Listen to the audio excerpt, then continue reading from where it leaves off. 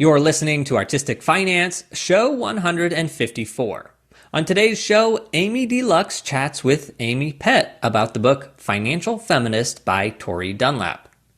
They discuss their takeaways from the book, including statistics of pay for women and men, knowing your value so your finances can reflect your values rather than trying to have finances that reflect the values of society, negotiation tips, including suggesting to negotiate for the market rate of a job rather than what you personally need to survive, and take care of your financial health first before helping others. The biggest takeaways I had were from the negotiation discussion. Now, this episode is worth the listen just for that. There were several great nuggets and reminders for when you are negotiating. Now, today's show is a broadcast of the Financial Independence Club in collaboration with Utopia Dreamscape. Find out more at utopiadreamscape.com. Now, I'm not involved in today's episode because it happened back in August, and I was busy moving and taking my first ever full-time job. Now, I'm pointing that out because I didn't skip this meeting because it was so heavy on the feminism. I would have gladly participated in the discussion because, as Amy says in the episode, I gave financial advice to a male, and that's okay. All right, at the end of this episode, I will be back to give my takeaways. I also want to mention that this week we have a bonus episode over on Patreon, and that is about my experience being the associate lighting designer on Dead Man Walking, which opened last week at the Metropolitan Opera in New York.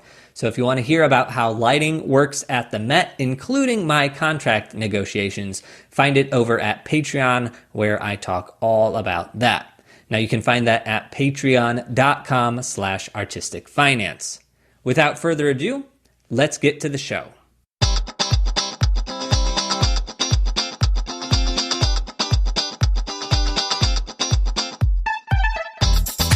You are listening to Artistic Finance, where we help creatives learn about the business of show business.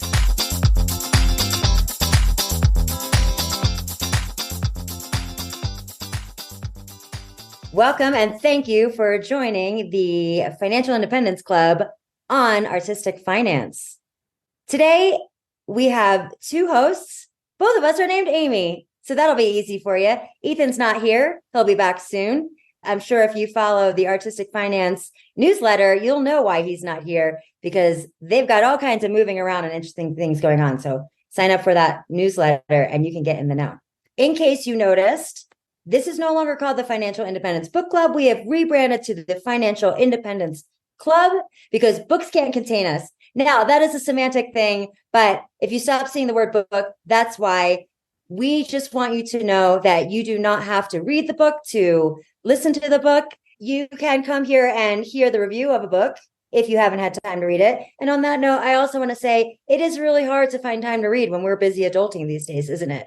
And I am no less guilty than that. Sometimes I have to listen to the audiobook, and sometimes I'll listen to it on 1.5 times speed because I'm also really busy too. So don't worry if you feel stressed that you can't read all these books. We got you. You can listen in. You can still learn.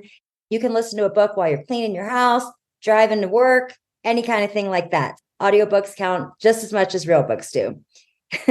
So without further ado, let's talk about the mission of the Financial Independence Club. Our mission is to create a transparent forum and inclusive community to propel creatives and art workers into financial security. Our vision is financial literacy for creatives and everyone. Everyone deserves prosperity. So thank you for being here and thank you for learning with us. Now, to talk about this book, we are talking about Financial Feminist by Tori Dunlap. This came out, I think, just this year and went immediately to New York Times bestseller. Tori's amazing. She has a blog called Her First 100K, which was started from her journey, and we'll talk a lot about that. Joining me today is Amy Pett. Amy Pett is a world traveler, a solo mom to twins, an ultra runner, a home musician, and she's working her way to FI. We met at a trail race originally, and Amy forgot to complete her campsite registration. So they had nowhere to stay. And they were driving around the campsite. This was for Sky Island, which I'm running again in a few weeks. And so Amy and Farah were driving around looking for a place to camp, and they found me and my friend Madison. And according to Amy, we looked pretty cool. So they asked if they could crash in a corner of our campsite, and we immediately became besties. We talk almost every day, and we have so much in common, including ultra running, financial independence goals, and just being badass women all around. So thank you for joining. Amy, take it away. What do you got to say? Yeah, it's funny. I was thinking about that. I think we've only actually been in person 2 or 3 times over how many years? But here we are. Making it work virtually. It can happen. You don't need to be location independent. I love this book. I told you earlier my stoke level was super high. This book really resonated with me. I mean, that was my intro, but, I come from a kind of conservative area. Patriarchy is strong. Like, I just see some areas in this book that, like, I have fallen into those pitfalls and have been working to climb my way out. And so it was just really awesome to see finance from that perspective of, financial feminism. She really just brings to light, I don't know, call it weaknesses or just some areas where they're challenging for women and how we can overcome a lot of those things, and other marginalized groups too, just all marginalized groups that aren't taught some of these things. I do love that she really emphasizes marginalized groups, and she brings that point over and over and over again. She has a podcast.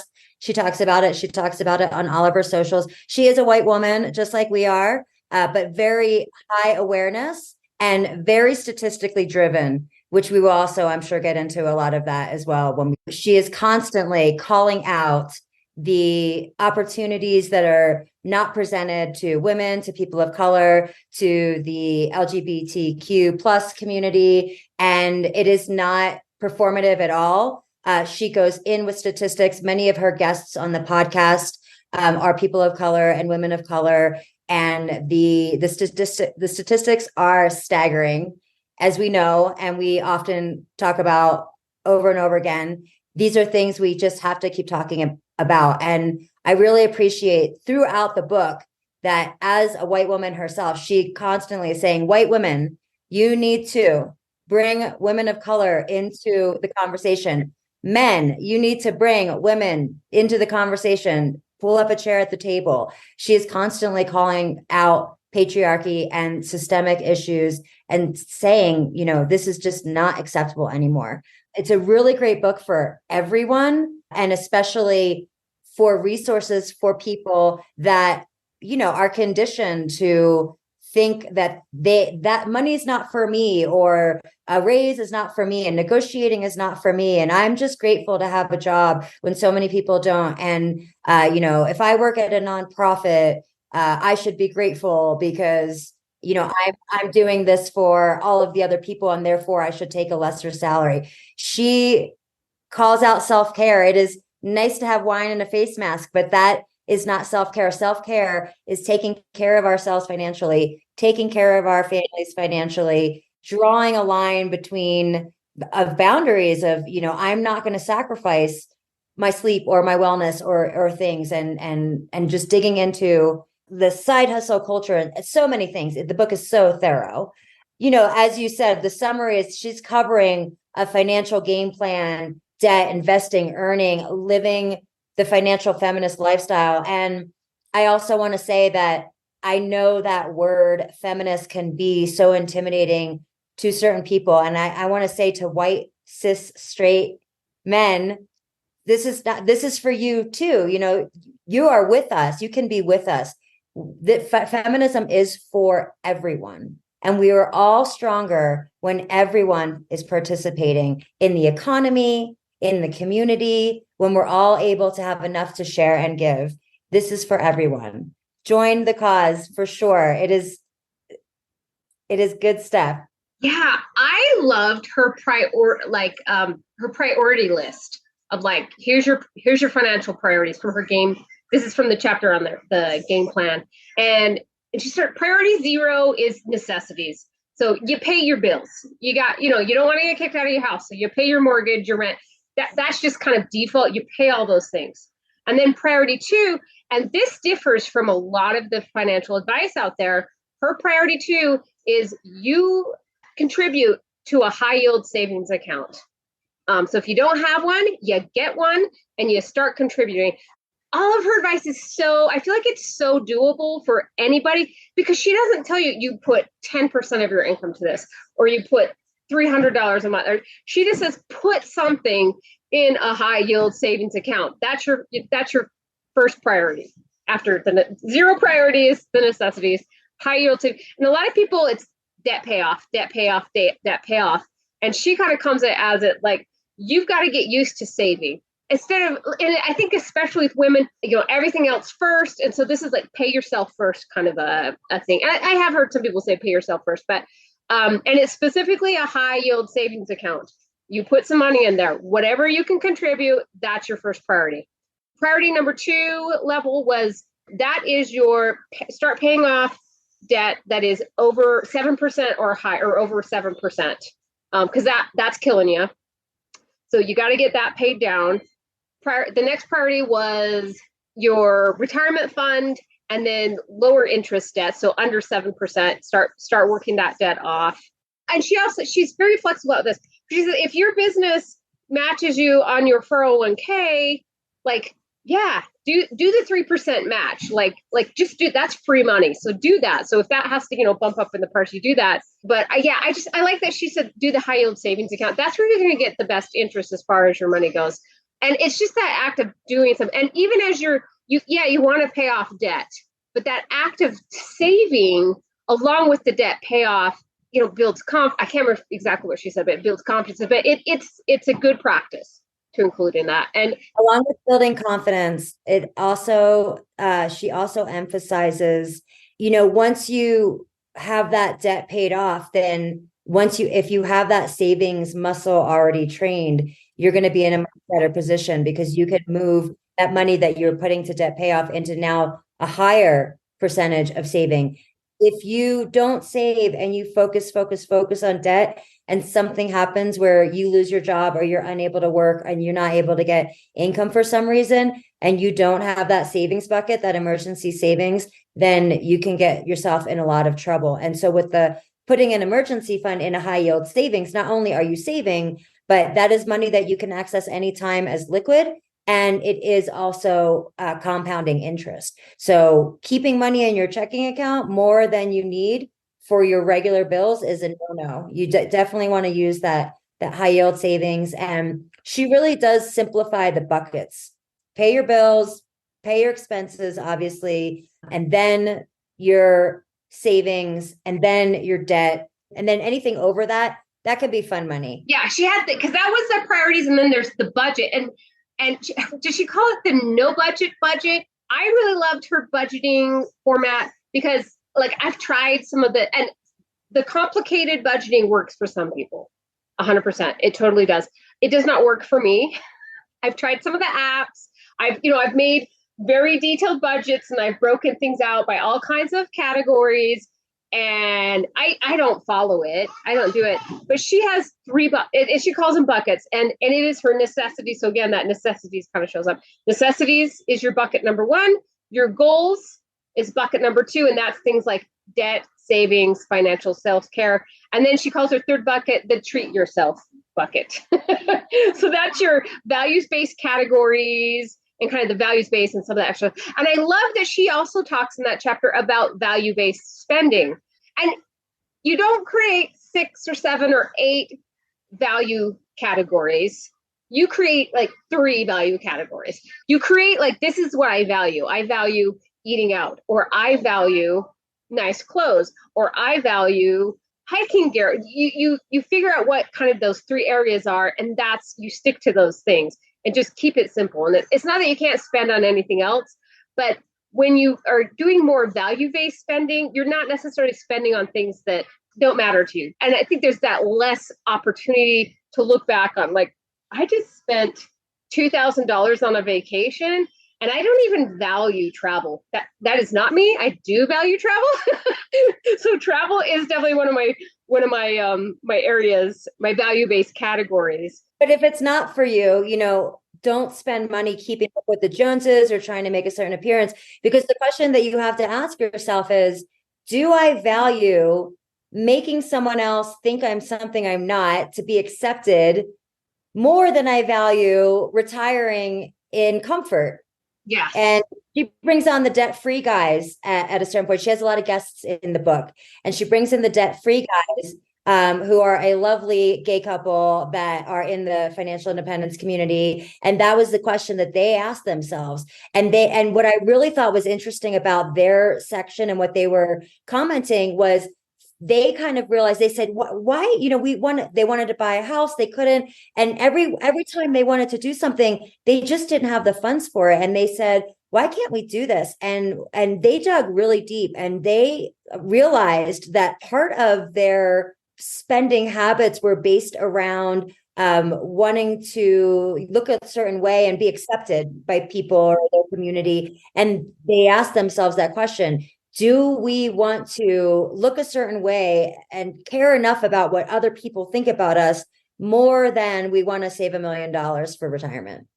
And when you put it into terms like that, it's really hard to me to keep prioritizing just appearances, And I think we go through phases and we grow and we change and we shift, and it's okay to change what those values are as you evolve, but it's really getting to know yourself and knowing what is the most important for you. We're both ultra run. Well, I'm not an ultra runner yet, but I'm training, but we're both trail runners.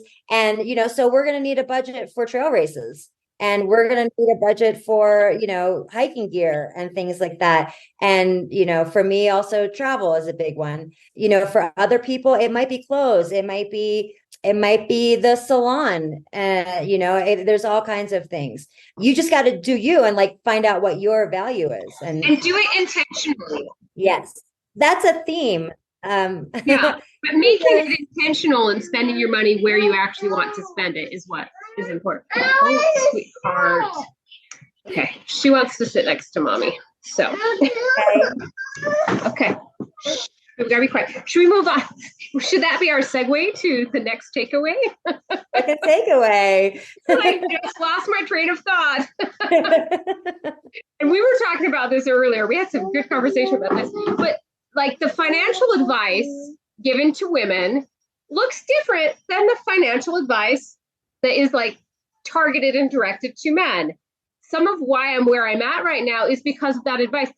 I have been comfortable at my wage, which is well below the market value, because I am so good at saving money on groceries, and I know how to cut my housing budgets, and I've got all these things really low because I've had all that great advice. But do I know how to negotiate a salary? Do I know how to job hop? And the advice given to women is how to save money on your groceries, how to spend less, because women, we spend, we're spenders. And there is kind of this moral judgment on the way that the advice is given. Men spend just as much as women, but that's on stuff that matters. So it's okay to spend money on, my mountain bike habit, and I don't think it should matter for either gender how they're spending their money if they're, doing what they want. But there is kind of this women spend all this money on, but then we also have to spend money on self-care, because if we don't look pretty enough and if we don't look young enough, then whatever. But the financial advice given to men is how to negotiate your raise, how to invest. Here's some hot stock tips. And it just the messages sending out are it's pointing us in different directions, and it's also creating moral judgments on our financial lives. Yeah, there's a lot of shame culture to women and women's spending. There is more marketing to women. There is a lot of spending that comes along. There's a lot of advertising and a lot of marketing. There's the pink tax. So, a razor is going to cost more for a woman than it does for a man, and there's things like that. but it's the shaming that comes along with it, which is the issue, because the advice these days is you just need to save money on groceries, or you just need to not buy your latte. It is not the spending of the latte. It's because we're making 60% of what a man is making, and we're not being taught how to invest. So we're also not getting compound interest. And there's a lot of women are afraid to invest. Also, one of the statistics she talks about is that men will apply for a job when they only have 60% of the skills, where women will wait till they have 100% of the skills before they'll apply for that job. So not only are we not negotiating for the job, we're not even applying for the job. And this is all conditioning, and it's all very systemic. Where did this come from? Like, how are we getting two completely different messages, Like, why are we, got to do all the things, and then they're like, whatever, I'll just apply. Like, it's, anyhow, I don't know where it's all coming. Well, some of it's coming from the media we consume, but it's just like, it's the patriarch. Because women don't need to work. We don't need to have income. We just need to sit there and look pretty. Pretty. Well, and it's the same. It's for women, and again, it's for all the marginalized groups and people of color. It gets even worse. It's like a totem pole effect.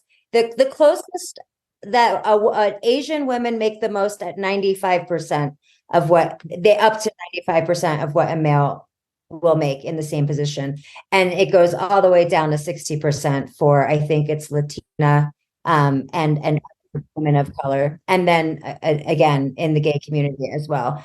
We know that there are things like sending a resume with your name on it, and if your name is very ethnic, a lot of times those get looked right over.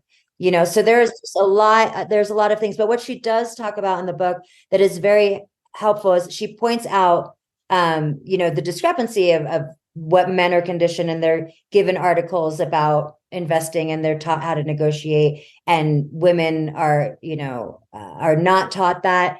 But she goes very thoroughly into how to practice negotiating, how to ask for what you need, how to stop, how to better value your skills and not do what you mentioned that you've been doing for a long time and saying, well, I can get by on this, so it's all I need. This is what I need, so that's what I'll ask for. Yeah, so she gets very detailed into how to make improvements in these areas. She literally gives you can customize it, but she's like, here's something you can say. Like, if you're not comfortable with this, here you go, right here. And you can just take that. And I am writing those things down for when I do some interviews and negotiation, because I'm going to be scared to death, and I'm not afraid to admit it because I'm not used to doing that. But I'm going to do it. I have to do it, because that's how we all will be raised up together when we stop accepting this difference, and we stand up and we say, no, this is what my value is. Here's the fair market value. She gives you the scripts, but if we undervalue ourselves, we keep the bar low for everyone. Everyone. Mm-hmm. Everyone is affected by that. So if you feel uncomfortable or selfish or guilty or whatever your thing is, it is intimidating. I will say it's intimidating to negotiate for the first time, right? But you have to remember, this isn't about you, this is about womankind and all people of color and the entire gay community. Every single one of us that asks for, and it's online, you can look what the market value is for your position. You can look at what the range is. And if you're within a job, look at the job description that you were given when you were hired compared to what you're doing now. If you're negotiating for a raise or you're negotiating for a new position, use that as, you can point to that and say, well, this is what I was hired for. And now a year and a half later or whatever, I'm doing this as well. You can create a receipt of your skills and how much you're contributing. And then if they say no, then you can say, okay, what do I need to do in the next 6 months to earn this raise or this promotion? And then you can get this exact punch list. And then you follow up that meeting with an email that says, thank you for the talk. This is what we talked about today. I look forward to working on these items. And then when you go back in 6 months, you have this track record. And if they still say no, then, that's a red flag. And then now, you've also just given yourself all these new skills and values that you've worked on the past 6 months. And so at that point, you can confidently shop around because you might just be at a dead end. And you'll know that. Then you'll know you're at a dead end. That's right. It's an indicator, but you're never going to just get it handed to you. You know, there are some companies that give like small, you know, every year they give a 2% raise or something like that, but it's not keeping up with inflation and it doesn't reflect your value set. So you have to ask, and you have to look. When I first started negotiating, I was shaking in my knees. I was shaking. I was so uncomfortable, but it just was really unfair what some of the, you know, offers. And what happened with me was I would say what I wanted. And again, you usually try not to, you usually want them to give you a number first. Yes. But I would then counter with what I expected. And 9 times out of 10, what happened was they would say, well, we can't do that, but we can do this. And it was always more than the initial offer. So even if you don't get exactly what you're asking for, 9 times out of 10, in my experience, there was still something more than what they offered. And then you can also negotiate things besides pay. So if it is a company that you really love working for and you're really happy, or a position that you're very interested in joining, you can negotiate your PTO, you can negotiate your title. That costs them nothing. Flexibility, like, because if time independence is a big thing, that's an opportunity. 4-day, I've heard of people doing 4-day work weeks. And so like, yeah, they didn't get as much pay, but they're only working 4 days now, or they get like every other Fridays off, or what. Like, there's options out there. Yeah, and it comes back to your values. Like for me, more PTO is value because I love travel. I have negotiated for more vacation time than what they might normally start someone off with, because that was worth more than money to me in a lot of ways, right? Yeah, but get to what you want, so you have to get used to that. So yeah, I'm nervous about negotiating, but one of the things I know going into it, I'm kind of writing down some of her scripts, but I also think to myself, I'm like, I'm doing this for my daughter. I'm doing this for my sisters. I'm doing this for my friends. Like, I'm doing this for every person out there who is like me and not making fair market value. I'm doing this for us. I'm doing it for my coworkers who are not making enough money, because we work for a nonprofit. And if we ask for more, that's greedy, and we're taking away from the people we're serving. And it's like, red flag, time to go. Like, seriously, like, this is her script. When they ask you like what you want to make, I'd be happy to tell you if your budget meets my expectation. And so then they have to tell you what it is. But that is so ballsy, lady ballsies. Yeah, I'd be happy to tell you if your budget meets my expectation when asked what your. And she also emphasizes this for freelancers, which I think is great, because she says, yes, out the gate, what's your budget? You know, when it's a specific project, what's your budget? And then, you know, because then you can tailor it to the needs of the budget, or you can walk away. And there was one part where they were talking about, one of her guest speakers was talking about her rate, and they said, well, our other consultant doesn't charge that. And she said, well, I'm not the other consultant, and this is, you know, the value that I bring.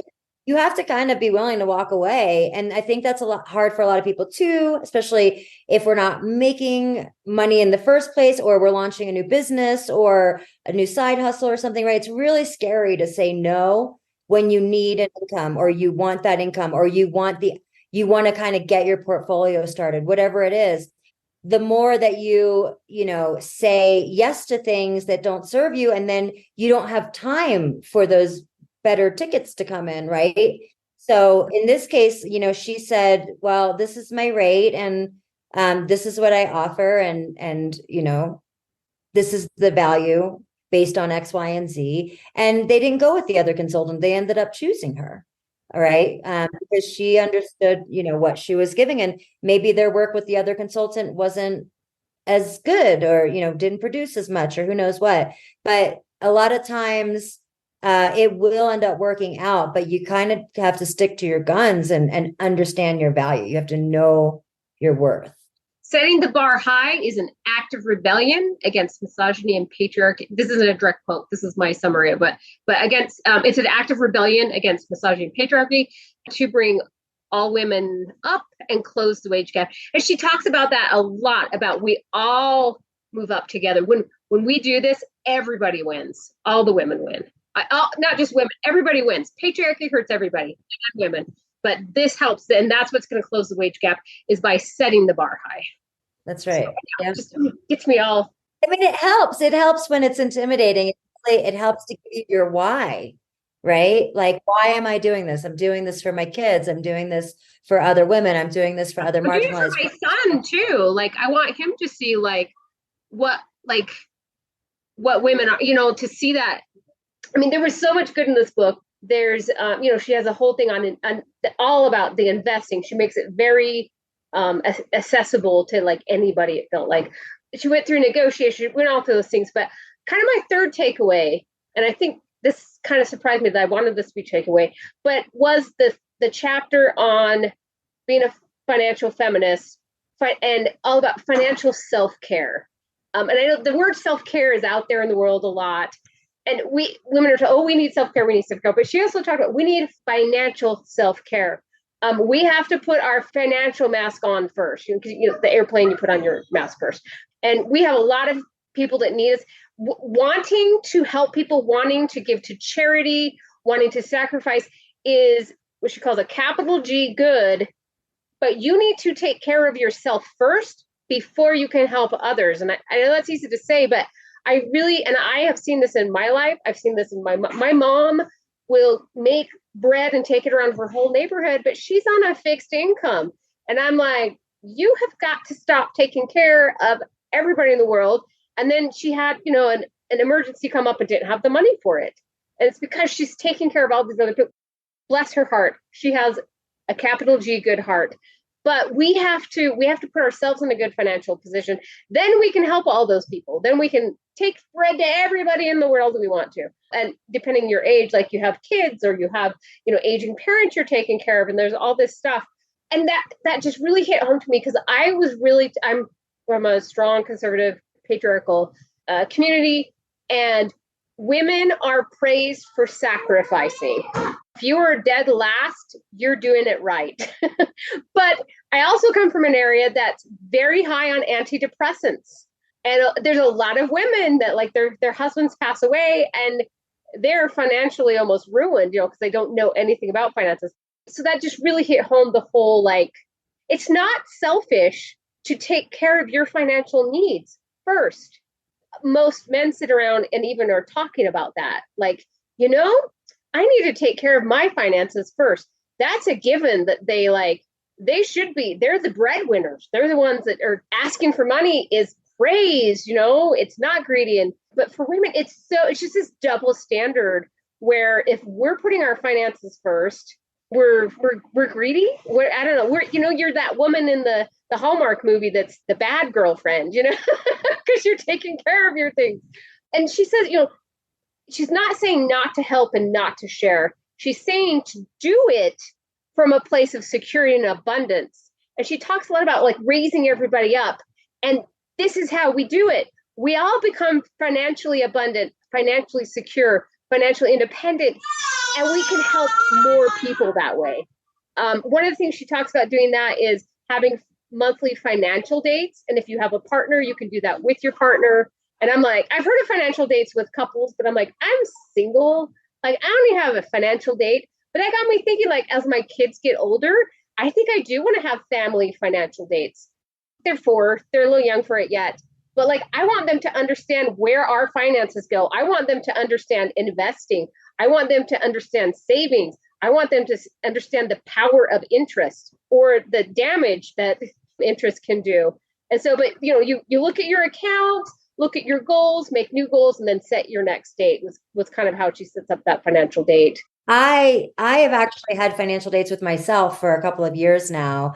I was doing what I call Finance Fridays, where I just check in on my budget, my goals, and things like that. I've moved that to more of a monthly than a weekly, because I obviously things are a lot more under control now. I don't have to, but when I was first getting started, I did it every week because it was so much to get through in the beginning, because I was completely unrealistic about what my spending habits were and what my actual expenses were and things like that before I had a budget. And so there was a lot I had to do. But I have done those financial dates, just taken myself on a date. And she talks about this too.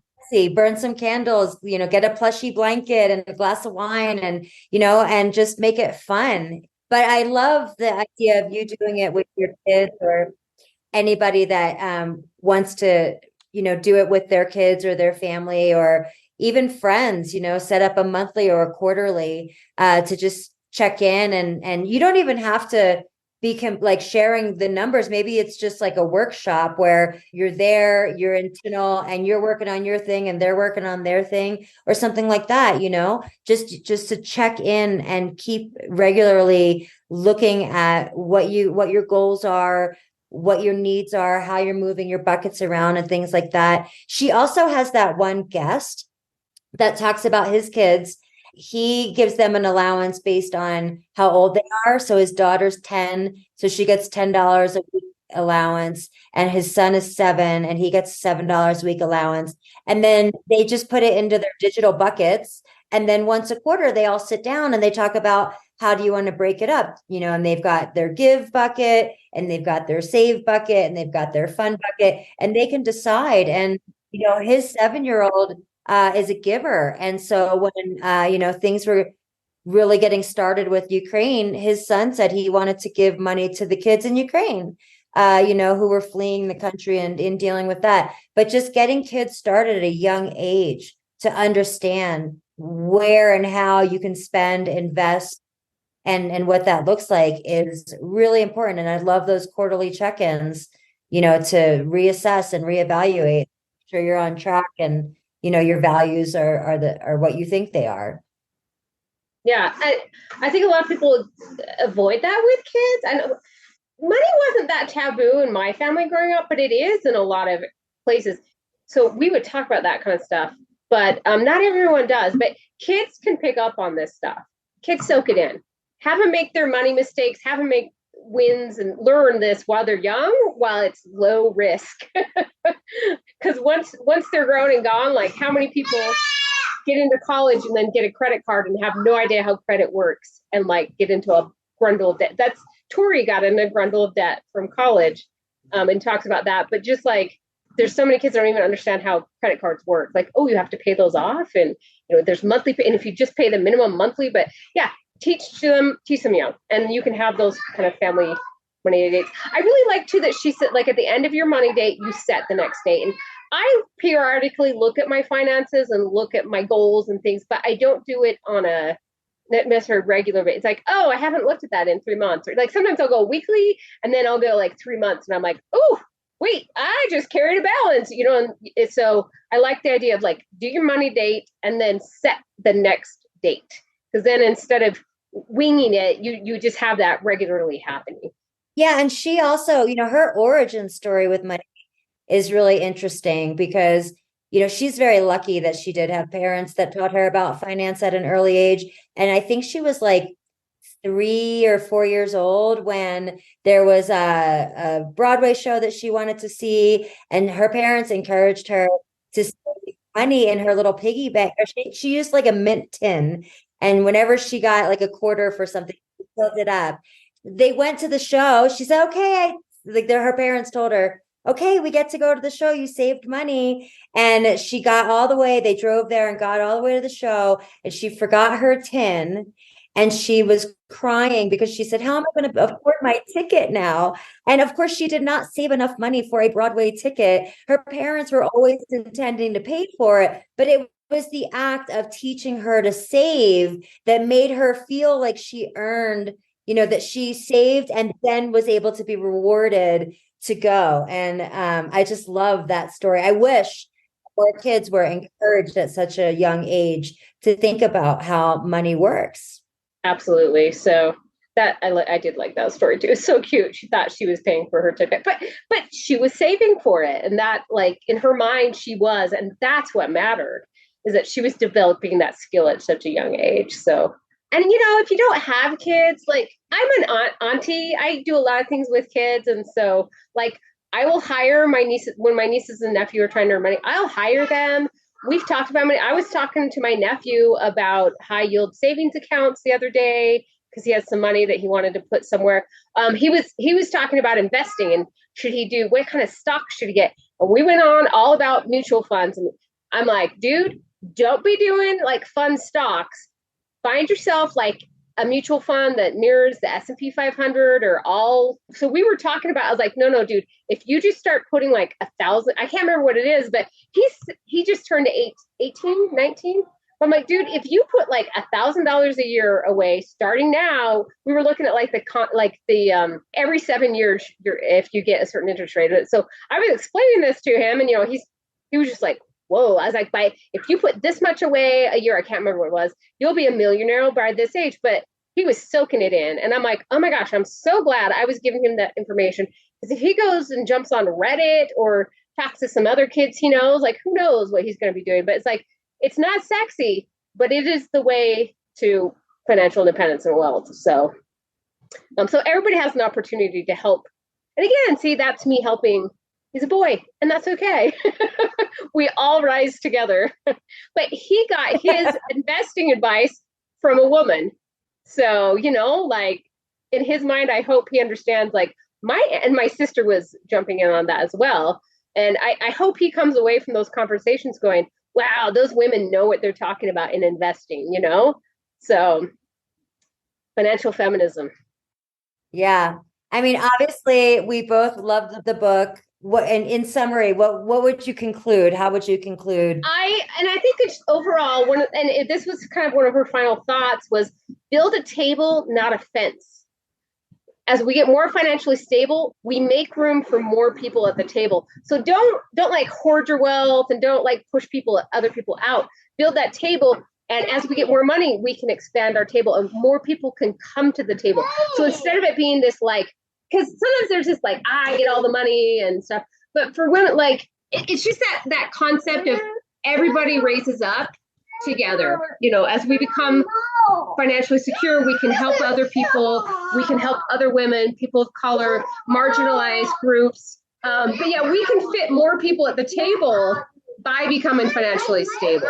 There's all the steps. There's the ways of getting there and doing it. It's an inclusive thing. It's not that hard to do. It's not sexy. It's not complicated. It's simple, but you do the things and it works. It's doing simple things, and it's kind of that consistency and taking care of yourself and setting a high bar. But I love her inclusiveness in that message and that concept of a table, not a fence. Yeah, and she definitely emphasizes consistency over and over again. And I love when she talks about adding planks and adding chairs to make it bigger for everyone. Yeah. And you don't hear that in a lot of other finance. We're being joining the table. You don't usually hear that in some of the other financial advice. It can be kind of more cutthroat. And I'm like, no, this is how it should be. Well, obviously, we both love the book. It just makes everything so accessible. I really can't recommend it enough. Obviously, you get a gist of what it is here, but Tori Dunlap, Financial Feminist, her first 100K on social, her first100k.com, all of her content, her podcast is also called Financial Feminist. Just such great content to make this accessible for folks of all races, creeds, colors, genders, just really good, really very accessible content to help us to grow and to, not be quiet in the patriarch anymore. Everyone deserves prosperity. Absolutely. So thank you so much for joining. Thank you, Oliver and Rosie, for joining as well. You guys are going to learn all about finances growing up. It's going to be so great. You're going to get to listen back to this and hear your mom on this podcast. They have no idea the lectures that are coming. So thank you everyone for joining and listening in today. Check out our newsletters. We've got the artisticfinance.com/club for information about next month's book and where you can sign up for the Utopia Dreamscape newsletter, which includes a recap of our FI book of the month and resources that are also in the Utopia Dreamscape Instagram bio. So check out the link in bio at Utopia Dreamscape on Instagram. And we will see you next time. Until then, break a leg. That's it for this week's episode. Thank you to the Amy's for having that conversation. Now, my takeaways were negotiating tips. That was amazing, including the suggestion to negotiate for the market rate of a job rather than what you personally need to survive. It seems so simple, but that's something that I've done time and time again where I've taken a low rate because I think, oh, I can squeeze that into my schedule. I can make it happen. And I don't think, you know what, if they were going to hire a real designer, I'm a real designer, they would have to pay them X, but I can make it work for this, so I'll do it. Anyway, so yes, negotiate. Just the basic thing of fight for the market rate because it's the market rate.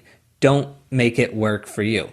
In that same vein, ask for what you want and what you need because 90% of the time, companies are going to come back and they're going to deny it, but they're going to offer you something more than their initial offer.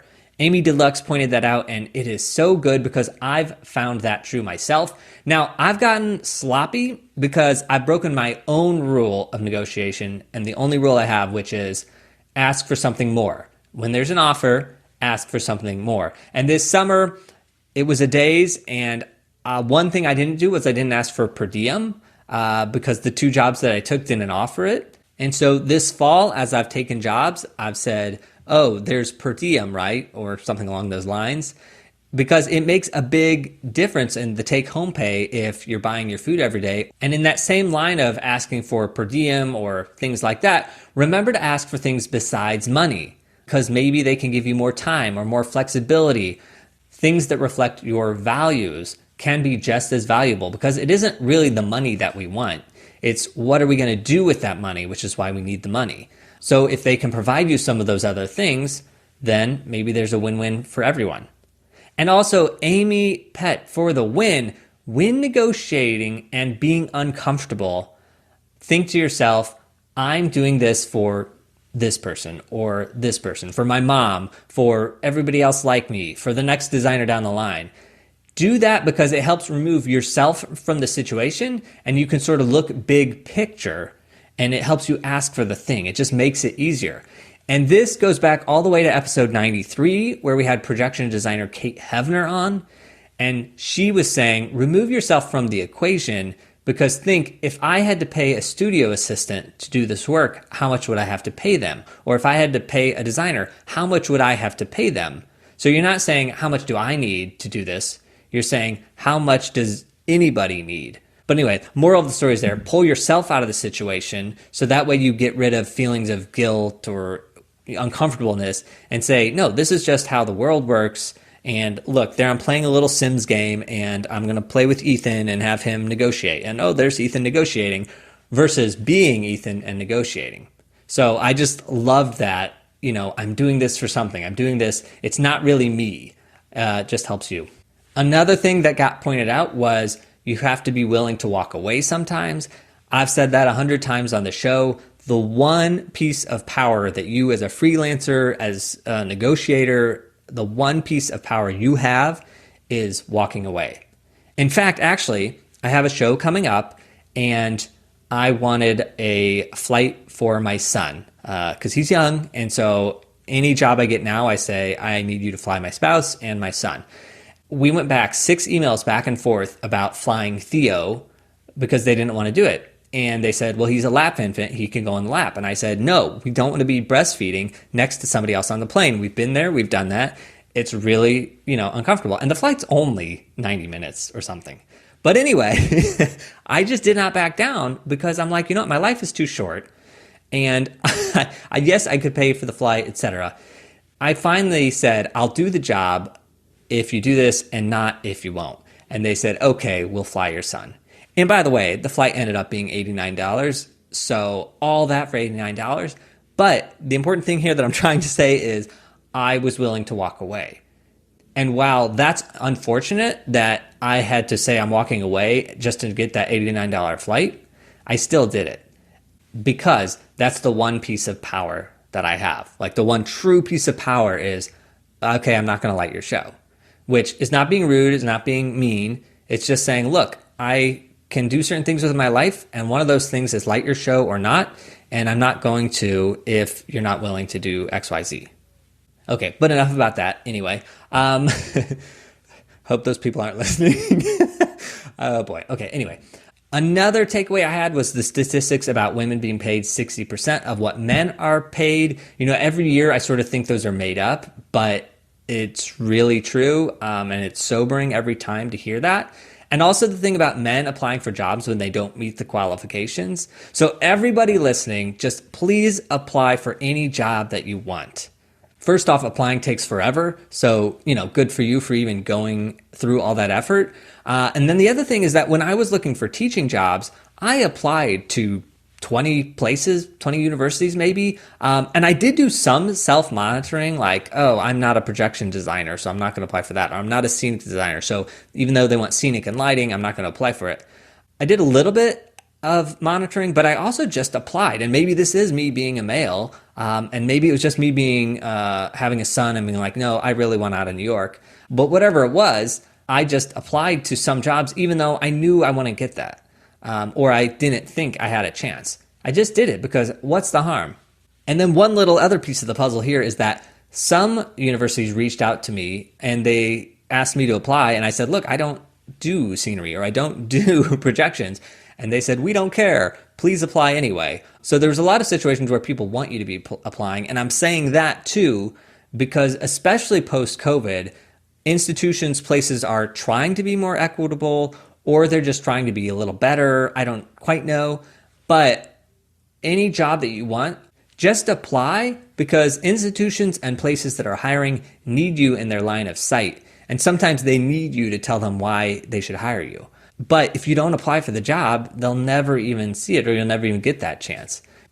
Okay, another takeaway that I had was taking care of your financial health first before helping others.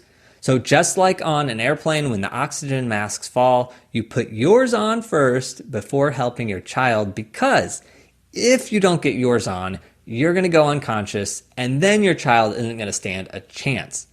But if you take care of your mask first so that you're healthy, then maybe you can help your child and it's all going to work out great. And it's the same for finances. So make sure that you're healthy and then donate to charity and then give to others.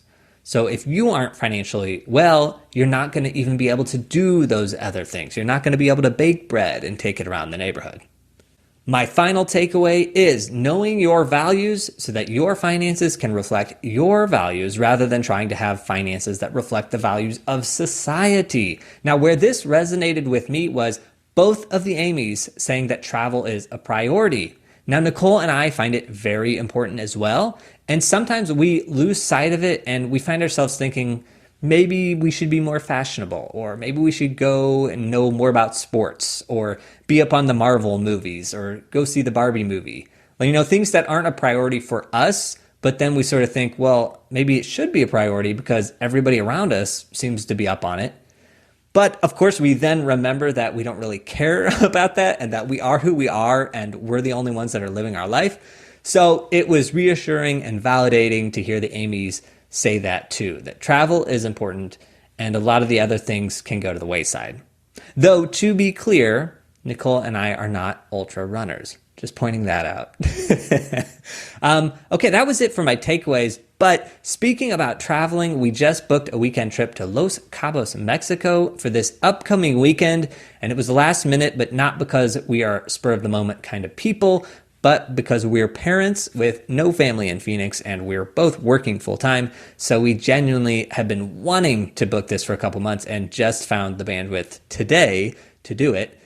But why it's exciting for us and why I'm pointing it out is because it's the first trip that we're taking with Theo just for fun. So it's going to be his 8th flight, but All the other flights have been for work or for moving, and this one is actually for fun.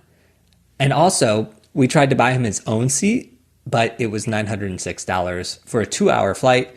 So we opted to pay $17 for the fees, and we're going to put him on our laps. All that negotiating for another seat, but we won't do it for ourselves. Okay, but 906 was a little much. All right, now this is our third episode that we are broadcasting from the new home base in Phoenix. Fall is here, and I will say we are loving it, but it's almost time for jackets because today was only a high of 87, and we got a little chilly with the breezy evening. The other thing about Phoenix is that we're still getting used to driving, so even though we got a car, the apartment complex that we park in, there is a pole in the parking spot. And of course, I backed out one day and I hit it. So my father-in-law was in town this week and he helped me buffer it out. But it turns out I also don't know how to buffer things. And so I took 3 little paint chips off the car when I was fixing the pole mark. Anyway, one day I'm going to get touch-up paint and get that going.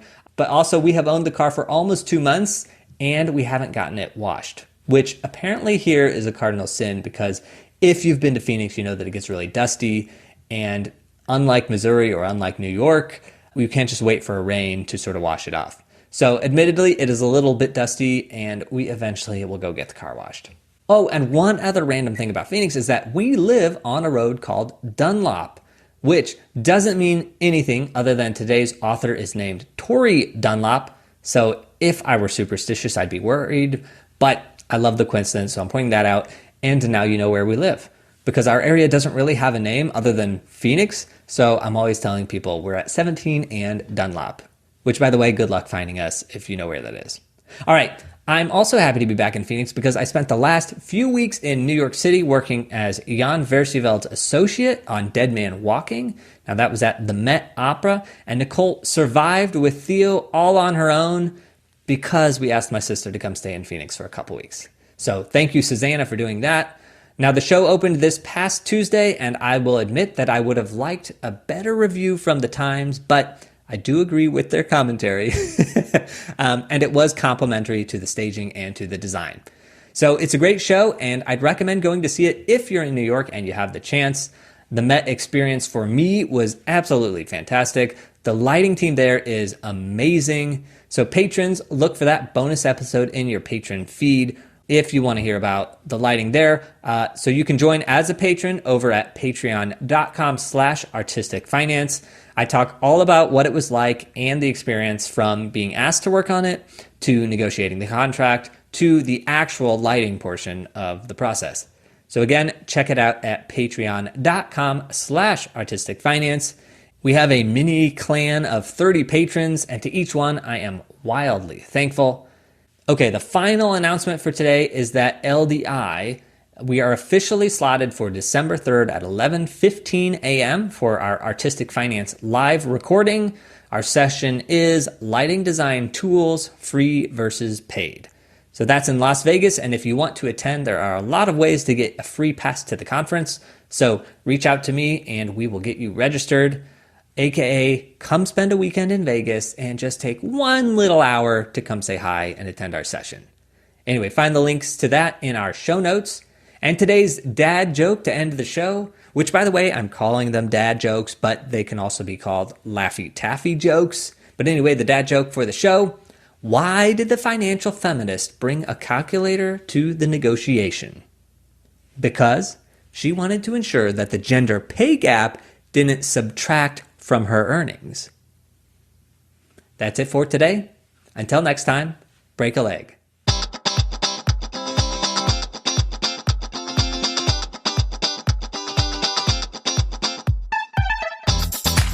Thank you for listening to Artistic Finance, where we interview successful artists, leaders, and investors to help educate and inspire the creative community. To access our show notes and resources, go to artisticfinance.com. This show is for entertainment purposes only. Before making any decision, consult a professional. This show is copyrighted by Artistic Finance. Written permission must be granted before syndication or rebroadcasting.